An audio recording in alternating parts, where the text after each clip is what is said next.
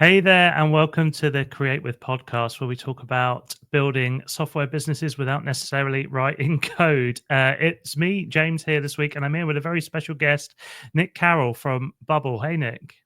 Hey, great to be here. Thank you so much for joining us. So Nick's looking after mobile at Bubble and has also worked on AI and the core platform.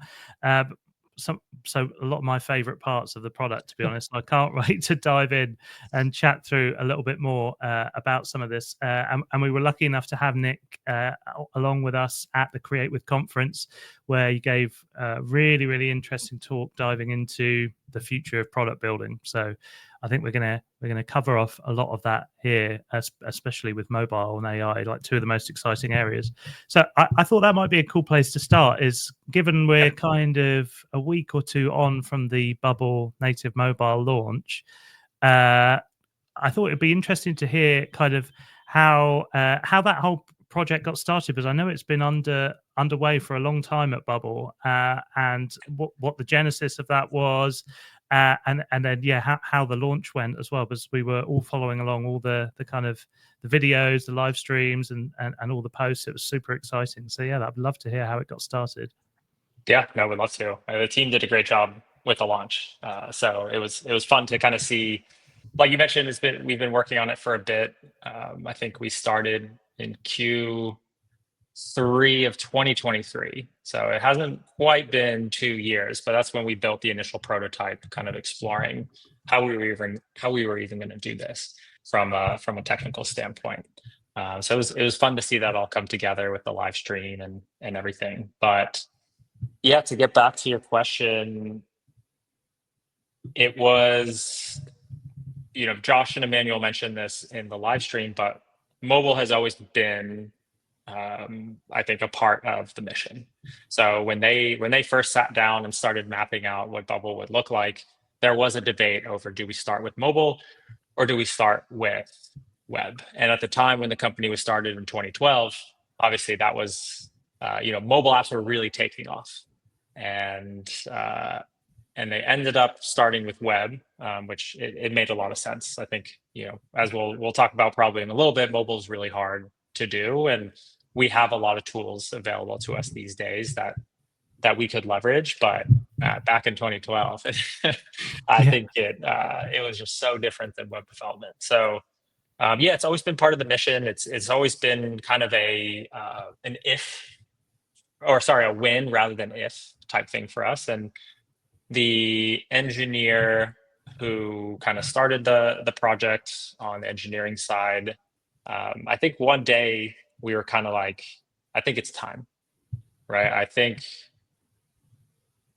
we have the people in place to do this. I think we have the technology in place to do this. I think the platform is far enough along to support this. And it really started off just as an exploration. Is this possible? And he's a brilliant engineer and was able to kind of hack something together that proved out, like, yes, we could actually do this in a real way. And so we proposed it to leadership, and I think they saw the value right away, and knowing that it was something that was possible was really interesting, not just from a technology standpoint, but also how we were going to organize the team around this. And yeah, we started off just building out the foundation with a few engineers, and then had gotten far enough there where we were willing to put a full team behind it, and at the start of the new year in 2024. So 2024 was really, we're going 100 miles an hour, and we launched the alpha 6 months later, which was really exciting. In May, we started bringing on alpha testers, and then in October at BubbleCon, we announced that we are bringing it to a private beta, and we were going to start pulling people off the massive waitlist that we had kind of built at that point. I think that weekend after we announced, our first Bubble mobile app made it into the App Store. Wow. So Sentio, yeah. So it was a really cool moment. I remember seeing it. Yeah, I think I was in an Uber to the airport and got a notification from the Sentio creator being like, "Hey, by the way, like our app made it into the App Store, and it was such a surreal moment. We had kind of felt like we had achieved this milestone, and yeah, then we continued iterating on the product and up until the public beta launch where we dropped the waitlist and opened it up to everyone June 10th. Nice. It has been in the works for a long time then, and I'm interested in the kind of approach you decided to go with it, because I think it's important to reiterate that this is not like a wrapped website or anything like that, is it? These are like really native feeling apps, and I think you went with React Native We did, as yeah. the technology behind it, and you can really tell that. I think, like, obviously I've built a couple of apps and I've used a bunch of them, and they really do feel like full native, like proper iOS, Android apps. Like everything is there, animations and everything. Was that always the plan from the beginning, that you would take that approach, or did that kind of evolve over time? No, it was. I think that was really important to us in the beginning.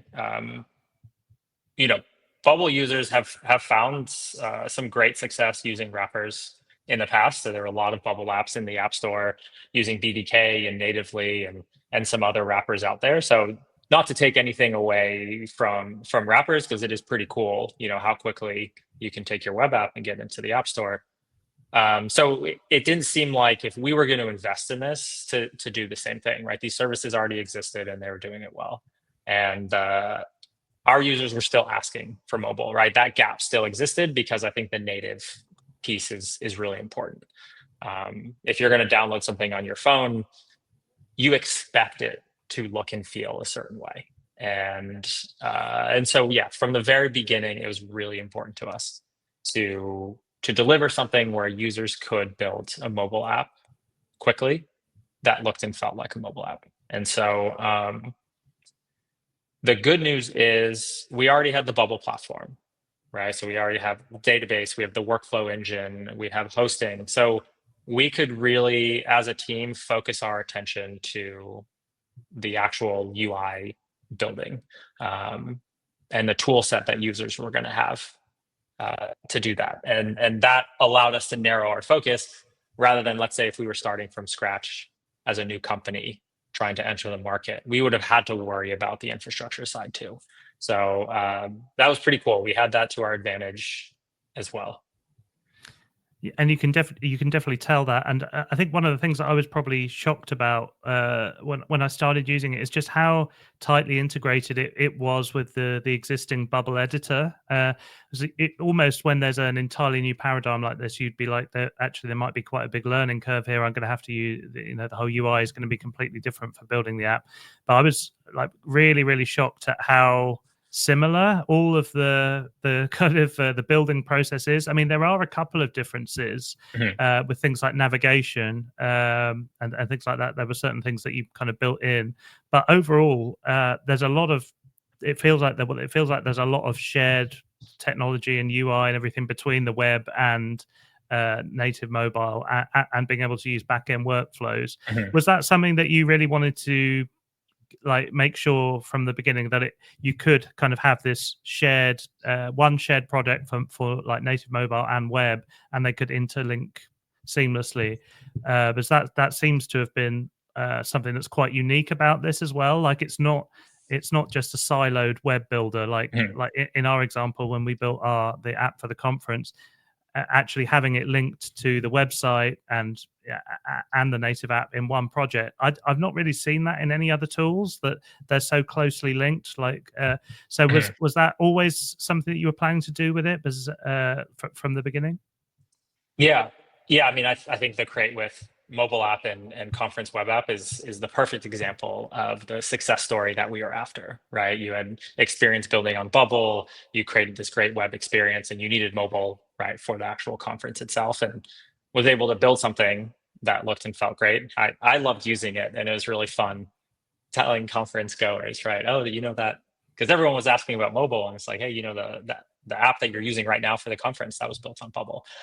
So no, it was a focus. Like I mentioned before, the fact that we had this platform was really cool, but it was a fun product challenge, because we had to figure out, okay, how are we going to leverage this existing product, this existing platform, but then also how are we going to tailor it to the unique constraints or requirements of native mobile design? And I think part of it speaks to the, I guess, longevity and of the product vision that Josh and Manuel had originally set out, of really creating a visual development language. We're not just creating a few blocks that you can put together. It's the idea is really to create a language, which means a user can build kind of whatever they want, right? So that was a core component, right? We need to stay true to that original product vision, while also making sure that users can build something, right, that looks and feels mobile in a much more constrained ecosystem. So, and we wanted mobile apps and web apps to live side by side, because, and we didn't want it to feel like, oh, there's Bubble mobile and there's Bubble web. We want it to be like, no, Bubble allows you to build software. So whether you want to build web, whether you want to build mobile or both, right, you do it all in one place. Which there are some challenges, right? So we had to figure out, how are you going to have multiple apps in one editor? And so we made some subtle changes in terms of how a user navigates between the two, in terms of their shared settings, right? There are unique settings to each app in a project. Even starting to think about a Bubble app as a Bubble project, and then you have a web app and a mobile app in it. So there's a lot of work that had to be done there. The workflow engine, we just extended with native mobile workflows. We didn't touch too many other parts of the actual editing experience, because I think it was already so flexible. But there were some cool opportunities to really evolve some of the patterns. So for example, we had kind of, with the table element, had created this concept of the pseudo element, right? And which was a kind of like a cell within a table. And so this was an element that had its own property editor, but it didn't stand alone, right? It was part of its parent. And so we really kind of took that and expanded on it. So for example, swipe actions on a list item, that's a pseudo element that's part of the list item. So it has its own property editor, right? You can modify its settings, but it only exists because of its parent. And then the list item itself, right, only exists because of its parent, the list view. So it was cool kind of figuring out how far we could stretch this system to accommodate a lot of these new features, while making sure that an existing developer could come in and be dangerous, very quickly. Yeah, I mean, I was really surprised when we were building the conference app, for example, that I was able to take some elements that I'd built for the web version, copy them, and paste them into the native mobile version with very minimal kind of changes. A lot of the styling carried across, so there was, you were able to reuse bits and pieces of your design across both in some cases, which was really, really nice to see. And we've seen quite a few varied different apps that people have made. Are there any surprises that you've seen of, like, maybe things that people have been able to build, or to, like different kind of apps that people have made that maybe you didn't expect, or that really used things in a novel way that kind of surprised you? Yeah, I think the quality of the apps that have been built so far, and the level of, I don't know, detail or level of complexity is mind blowing, because we're still early on, right? There are tons of features out there that we wish existed, that our users wish existed, but Bubble users are so creative, and they know how to work around things and make the impossible possible. So yeah, I mean, we highlighted some of these apps in our kind of launch live stream, but there's this one app, Football Edge, which is this football training app. And it combines so many different elements of having videos of workouts that you can do, a workout tracker, this whole onboarding flow where you select your position visually on the screen itself. There's no pre-built component to do that. This is something that someone had to figure out. So I think just the richness of the user experience was really impressive. So kind of this combination of leveraging stuff we already had and existing knowledge on web, taking advantage of these new mobile design paradigms, and putting them together to create kind of a really cool package. And then we also have kind of an alpha version of our mobile plugin editor that's still limited, but allows you to create React Native plugins.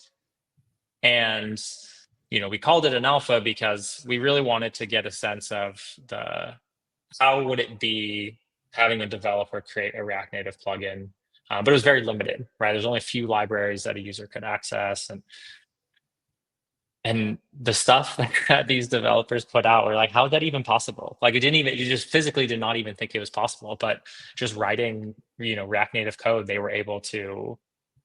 Like one Minimum Studio built an emoji reaction, like an animated emoji reaction thing that you would see on a social media thing where you tap an emoji and then it kind of like floats around the screen. I mean, it's like I didn't even think that was possible, right? And they were able to figure it out. So we're really excited to open that up later this summer, so we can see our users continuing to push the boundaries. I'm really excited to see, how the plugin ecosystem for mobile evolves to unlock some of those use cases. Like you say, I think we're going to see some very exciting stuff, and it does feel like the new native mobile builder may kind of lend itself more to consumer apps as well, because I'm seeing a lot of the demos that I'm seeing for things that people are making with it are more kind of consumer-y type things like games and social things, and maybe things you wouldn't always necessarily associate first with the web version. I'm seeing a lot more of that, so I'm really excited to see more kind of consumer apps maybe that people will make because it's so much easier all of a sudden to make it. So I'm really excited to see that.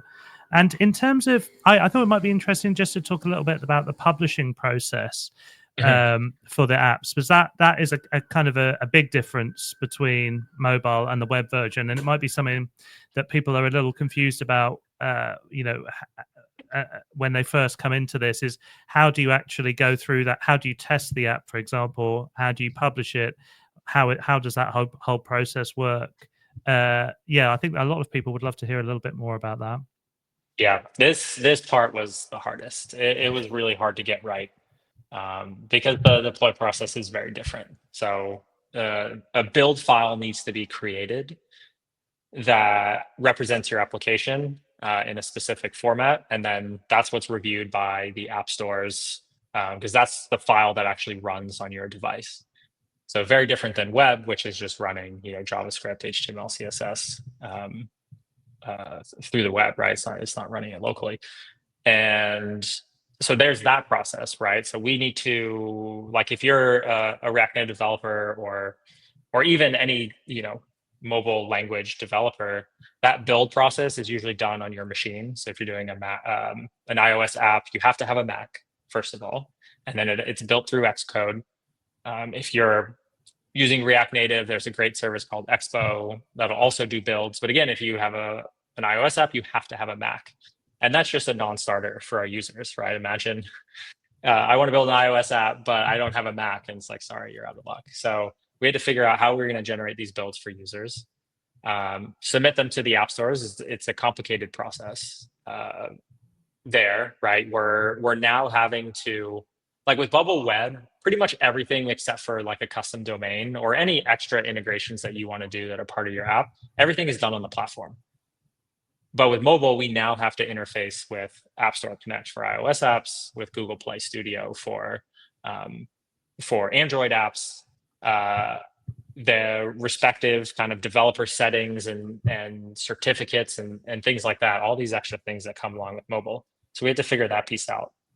But the hardest part was the delay from when the new version is built to when it actually gets into your users' hands. So when you deploy on the web, that code is live immediately, right? And so there's no old version of your app. It's just whatever's live on the internet. On mobile, and it's like when you're using your app, and then maybe you go to the app store and you see like, oh, there's an update available, and you update and you go into that one. Well, the old version of your app was still working, right? you were on the older version and it was still working. So this is a concept that doesn't exist on web. So we had to figure out a system that would allow older versions of a mobile app to still work while newer versions were going through testing, going through the review process, making it into the App Store, and then the user, whenever they did download the new version, download the new version. This, like, if you're coding a traditional app, you have to handle that yourself, right? You have to figure out, how do I make this new version of my app backwards compatible with the existing version, so any changes I make to the backend don't break? Like, it's really hard. It's really annoying. So we developed a system where we would create versions of the backend, the app's API, at the point of deploy. So if I have version 1.0 on my phone, it's pointing to the version 1.0 of my backend API. Then I build version 1.1 as a new feature. I've made some changes. When that gets deployed, that's now pointing to 1.1. But 1.0 is still live. It's still running on the Bubble servers. So anyone who's using 1.0, all their traffic's getting routed to, API version 1.0. Anyone who's on 1.1 is getting routed to 1.1. It's like pretty cool, right? Yeah, and it works. That's kind of amazing that all of that's really happening in behind the scenes, because I think it's quite like on the front end of Bubble, you wouldn't necessarily know all that was being done for you. You just click deploy, right? And then we build it in the background for you, and we send it to the developer consoles, and then you publish it, and there you go. And then, of course, right, sometimes you might have a security fix you're putting out, or you don't want users to be using an old version, so you have the ability to mark a version as deprecated, and that way, right, no one can access it.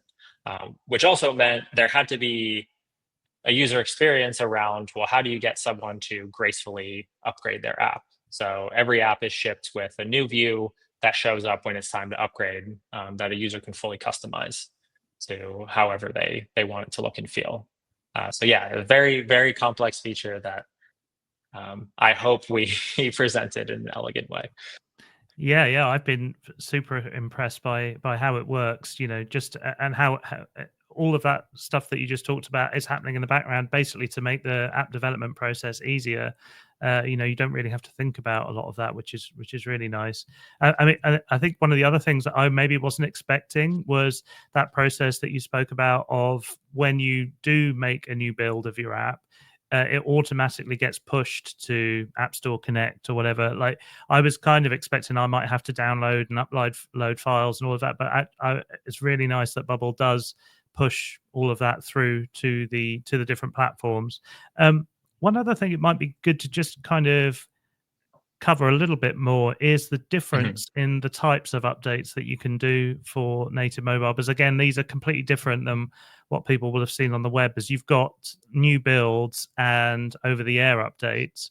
And how would you recommend people think about those two different types of builds, and when would you use each one in what scenario? Yeah, so over the updates are really cool. It's kind of like a web deploy in the sense that when you deploy, that new code gets pushed to the apps right away. There's no App Store review process or anything like that. It's something that's unique to React Native. That this is even possible. It is a bit of a gray area with the app stores, because it is going around the review process, which is so you have to be careful as far as like when you're using OTA updates. So if you're building a brand new feature and changing, the whole look and feel of your app, and then you push that, behind an OTA, that's not good, right? The Apple and Google, they're not going to be happy with that. But let's say I have this important security fix, right? And I can just make that fix, or maybe I'm changing some copy in an email, right? Why do I need to do a whole new build just to change that? So you can just deploy it as an OTA, an over-the-air update, and whatever the latest version is, that app gets updated right away. So the next time the user opens the app, they have access to the newest code. And then these are tied to live versions as well. So once that newer version is out, you're safe to deprecate the older version because all the traffic for that version is now being pointed to that updated one. And then the build is meant for the bigger changes, things that are, should and need to go through the App Store review process. But one cool tactic that you'll see employed out in the wild. I don't know if you've ever opened up an app on your phone and you've seen just a new UI. And you're like, I didn't even go download a new version. So what you can do is you can put, let's say, a new feature or a new update behind a feature flag. Then you can submit that build to Apple so they can review it, but none of your users can see it yet. And then you OTA removing that feature flag so everyone can see it. And that's allowed because App Store has reviewed it. Your users just can't see it yet. But then you can time it exactly when you want to launch. So there are some tactics that you can do, but they're definitely, smaller changes, backend changes, OTAs are great. Bigger front end changes or changes to kind of like device specific like integrations that we have also require a new build. So if I'm enabling new permissions, for example, then that needs to be a new build because it affects the build file directly. Great. I think that does give a lot of kind of clarity over when you should use each one. So kind of smaller kind of security fix or typos and things like that over the air, but bigger things where you may be requesting new permissions as new builds. But I love the tip about feature flags. I think they're such a cool thing. And I use them on the web version in my apps as well, to even when you're experimenting with new things, to use feature flags is very powerful. I thought it would be interesting to quickly touch on maybe a little bit of the future for Bubble Mobile, because I've seen there are a couple of things in the pipeline right now. And I know a lot of people are going to be excited about them. I think we briefly touched on the plugin editor and the marketplace for mobile plugins. But there are a couple of other big things coming up soon, aren't there?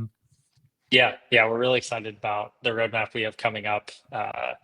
So probably the most important thing that's missing right now is the ability to actually monetize your mobile apps. And so we'll be introducing kind of a core in-app purchases integration so that you can implement in-app purchases in your mobile app to sell subscriptions to your users, or those one-time purchases that are like tokens, that are pretty common in mobile apps these days. So that's a really exciting feature that we're working on right now. The mobile plugin editor, we've gotten a lot of really good feedback over the testing for the past few months. So we have some changes that we're going to make there, and then we'll open up access to more plugin developers. Deep linking is another kind of very common mobile feature that I know people are excited about. So not only will users be able to kind of deep link into their mobile apps from like push notifications or a link, for example, but we'll also be able to support native OAuth, native password reset, native magic login links, really anything that requires a redirect back to the mobile app. Then we'll be working on a more advanced offline support. So right now, every mobile app has a read-only offline support built in. So as you're navigating through the app, let's say we're at the conference, and I've loaded up the speakers page and I've navigated the schedule, but the Wi-Fi goes out at the venue. Well, anything I've navigated to was stored on my local device, so I can still navigate that app, without even thinking about it. And then when I come back online, as I continue to navigate, we'll pull the newest information. So that all happens in the background without having to think about it. The next iteration of that is being able to write data in a draft state while the app is offline, and then actually submit it when it goes online. So we're out in the field, let's say, and we don't have internet connection, but there's a bunch of data that I need to submit. So I can fill all that out. It'll save in a draft state, and when the app is back online, they'll be able to submit that, and it'll get saved to the database and everything. So that's another really fun feature that we'll be working on as well. Yeah, those are all very exciting things. I think deep linking opens up so much, and I have heard a lot of people asking about offline as well. But I can see, as with the whole build system and creating the behind the scenes versions, there's going to be a lot of stuff that I guess you have to handle there for dealing with conflicts and things like that. So yeah, I could definitely, that will be exciting to see how that works when that comes out. But I can imagine technically that's going to be a big one to get done, but very exciting. I thought one final thing I thought it would be really fun to touch on is obviously you're involved also with Bubble's AI plans, and we've seen even the Bubble homepage now kind of has a great big prompt box on it where you can get started with building your app. I'd be interested to hear, when you're thinking about AI, is that also going to come through into mobile as well eventually? And what your plans for AI were in general? Be great to hear. No, really excited about what the team is working on the AI front. We have a few different teams that are pushing really hard behind the scenes on bringing more AI into Bubble's editor. So the ability to generate mobile apps using AI is something that's in the works. We've seen a lot of success with newer users, especially, getting that quick head start in terms of building out a lot of core UI functionality on the web, and we're bringing that over to mobile. So you'll be able to start with AI to build your mobile app or your web app, either way, which is super exciting. And then all of the in-editor functionality to help you build, to supercharge your workflows, that is going to be compatible across the project. So whether you're working on a web app or a mobile app, those tools will be there for you as well.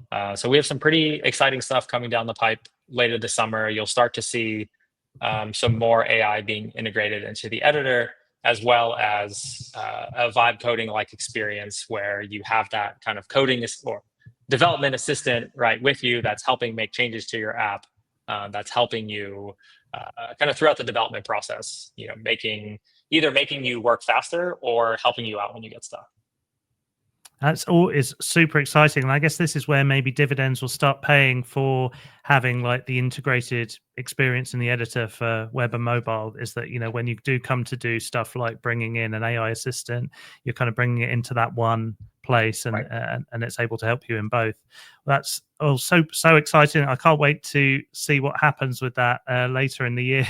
We'll be following along with that. And I guess the other thing to kind of highlight is like we did for the conference app, you can actually build AI into your apps as well, like because you've got the full access to backend workflows. So if you want to build AI features in the app, that's kind of a separate thing, but you can do that right now, can't you? Like as long as you can get with backend workflows. With backend workflows in our API connector, this is one of our fastest growing use cases, is a lot of like GPT wrappers or integrations with LLMs. Bubble's a great use case for that.